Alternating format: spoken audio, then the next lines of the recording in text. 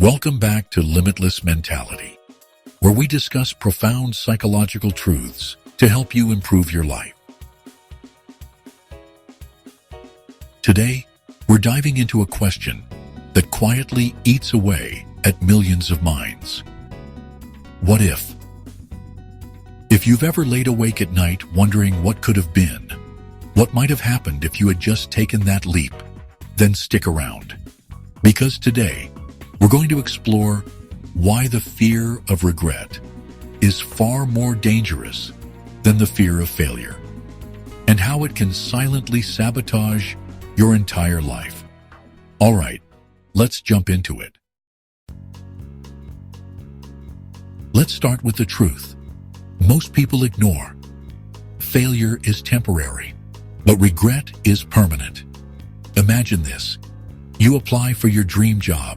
You prepare, you show up, you give it your all, and you don't get it. Yeah, that stings. But within a few weeks, maybe months, you bounce back. You learn what went wrong. You grow, you evolve. Now, flip the scenario. You don't apply. You talk yourself out of it. You tell yourself, it's not the right time, or I'm probably not qualified. Fast forward 5 years, and that opportunity is gone forever. That's when "what if" starts echoing in your head like a ghost you can't shake. Psychologists call this counterfactual thinking, the mental process of imagining alternatives to past events. And here's the kicker. We tend to regret the things we didn't do far more than the things we tried and failed at. Failure is a bruise. Regret is a scar. Here's where the science gets even more fascinating. Studies from Cornell University have shown that people nearing the end of their lives don't dwell on their failures nearly as much as they regret the risks they didn't take, the relationships they never pursued, the passions they never chased, the ideas they never gave themselves permission to explore. Why? Because our brains are wired to learn from action, not inaction. When we take action, even if it ends badly, we get feedback. We grow. But when we do nothing, there's nothing to process. Just silence, emptiness, a blank space where a memory should be, and that void becomes haunting. Here's something most people don't realize. Regret doesn't just live in your mind. It lives in your body too. Neurologically, regret activates the same regions of the brain that process pain. That's right. When you dwell on what could have been, your brain literally treats it like an injury. And the worst part? Unlike physical pain, there's no bandage for "what if." It loops in your mind like a broken record, draining your energy, feeding anxiety, and creating a kind of emotional paralysis. This is why people stuck in cycles of regret often struggle with insomnia, digestive issues, and even chronic fatigue. Your body remembers what your mind tries to forget. Let's take a step back, because this next point is crucial. What if doesn't just make you regret the past.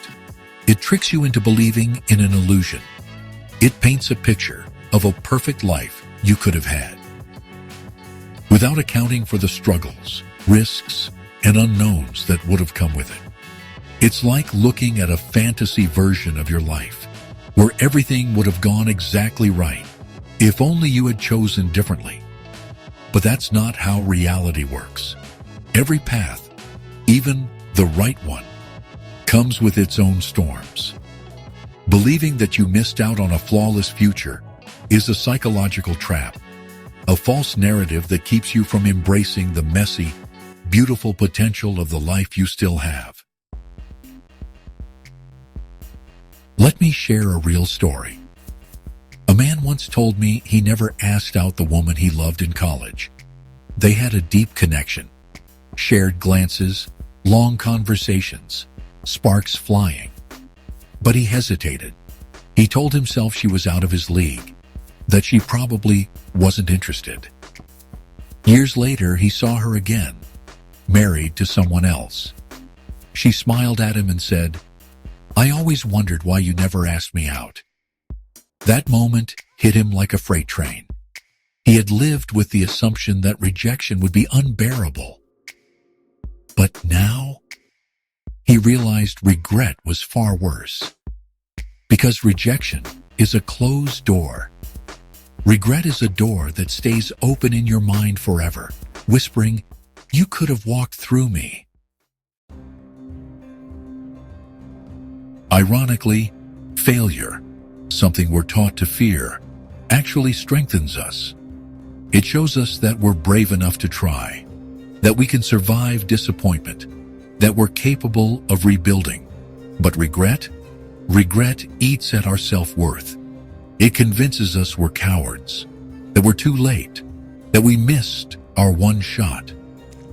Over time, this self-perception becomes a cage, one where you hesitate to act, not because you're incapable, but because you've been haunted by the weight of all the times you didn't. The only way to shatter that cage is with action. Any action. Even if it's messy. Even if it's scary. Let's get real. How many times have you been physically present in a moment, but mentally somewhere else? You're at dinner with friends, but you're thinking about the job you didn't take. You're scrolling social media, comparing your life to others, wondering if you chose the wrong path.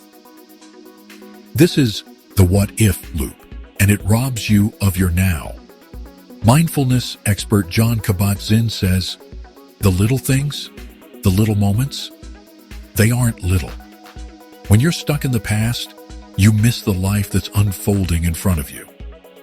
Regret blinds you to the blessings you still have. It's like constantly staring at a locked door, while the window of opportunity right next to it is wide open." So, how do you escape the what-if trap? By doing the exact thing that fear tells you not to. Action is the antidote. Not reckless action, but intentional, courageous, forward-moving steps. It doesn't have to be huge. It just has to be real. Start the side project. Contact the person. Book the flight. Write the chapter. Record the video. Because even if you fail, you'll know. And knowing is infinitely more powerful than wondering. Here's a secret no one tells you. No one feels ready. The people who create extraordinary lives aren't more prepared. They're just more willing to begin before they're ready. And when you stop waiting for permission and start trusting your own curiosity, you become unstoppable. What kills dreams isn't failure, it's hesitation. What creates regret isn't risk, it's delay. At the end of the day, failure is just a chapter. What if is a story you never get to write. So ask yourself, what scares you more? Failing or never knowing what might have happened if you had just tried? Which of these insights hit home for you? Are there any what-ifs you've been holding on to? Let us know in the comments. We'd love to hear your story. If you found this video helpful, subscribe for more eye-opening insights. Until next time, keep striving, keep growing, and stay limitless.